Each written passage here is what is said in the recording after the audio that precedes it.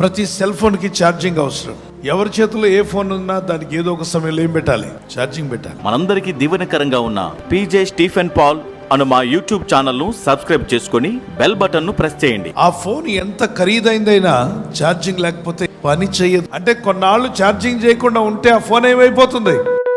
Dead condition లో.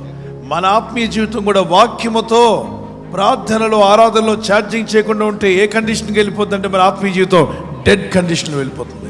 అలాగే మన జీవితాల్లో ఎంత గొప్పవారమైన చిన్నవారమైన మనకు కూడా ఛార్జింగ్ కావాలి.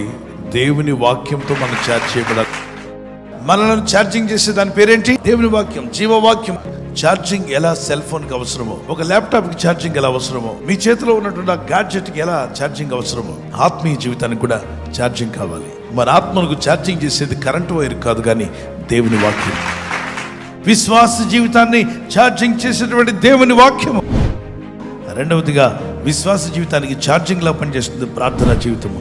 మూడవది విశ్వాస జీవితానికి ఛార్జింగ్ అంటే పవర్ తగ్గకుండా నిలబెట్టి నడిపించి ఆదరించి బలపరిచేవాడు పరిశుద్ధాత్ముడు. జీవితంలో ఆత్మీయత పోకుండా, భక్తి పోకుండా, విశ్వాసం పోకుండా నన్నెప్పుడు కూడా నిండుగా ఆత్మశక్తి నింపి నన్ను నడిపించండి. నీ తలంపులతో నా తలను నింపండి, నీ ఆలోచనలతో నా హృదయాన్ని నింపండి. నీ ఆలోచనలు, నీ తలంపులు నాకు దయచేయండి.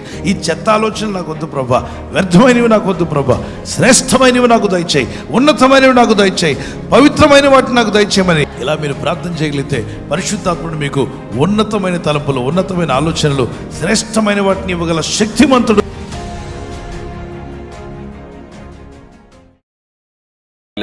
ఈ ఛానల్ మీరు సబ్స్క్రైబ్ చేసుకోవడం వలన 2 పనులు జరుగుతున్నాయి.